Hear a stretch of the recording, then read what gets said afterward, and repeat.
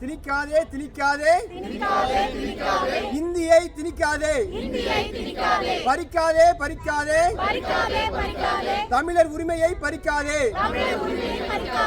ஏற்க மாட்டோம் ஏற்க மாட்டோம் மும்மொழி கொள்கையை ஏற்க மாட்டோம் ஒன்றிணைவோம் ஒன்றிணைவோம் மும்மொழி கொள்கையை என்றும் எதிர்ப்போம் தமிழ் வாழ்க தமிழ் வாழ்க தமிழ் வாழ்க.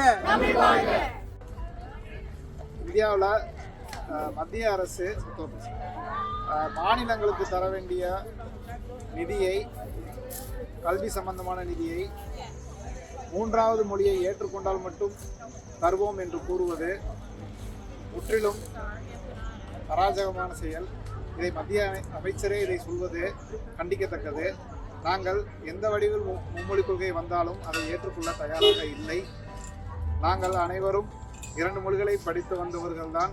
நாங்கள் இந்த நிலையில் இருக்கிறோம் என்றால் அதற்காக போராடிய எங்கள் முன்னோர்கள் அவர்கள் செய்த செயலின் நல்ல விஷயங்களின் காரணமாக நாங்கள் அனுபவித்து வருகிறோம்.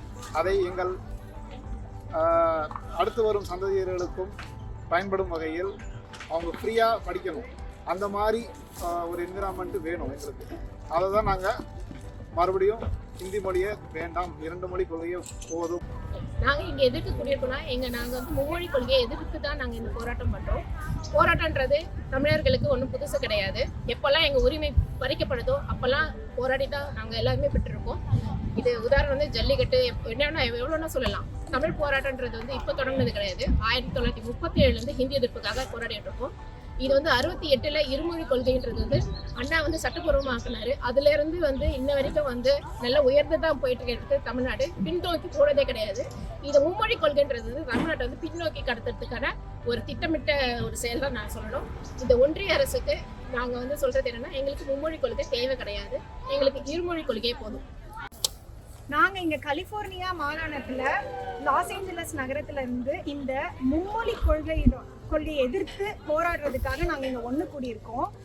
எல்லாருக்கும் என்ன தெரிவிக்க விரும்புகிறோன்னா, நாங்கள் ஹிந்தியை எதிர்க்கலை, அதை எல்லாரும் கிளியராக புரிஞ்சுக்கணும். எங்களுக்கு அது நோக்கம் இல்லை. எங்களோட நோக்கம் என்னன்னா, ஸ்டேட் போர்ட் ஸ்கூல்ஸில் 3வது மொழியை கட்டாயமாக்குறத எதிர்க்கிறோம். நாங்கள் அதை எல்லாம் தெளிவாக புரிஞ்சுக்கோங்க.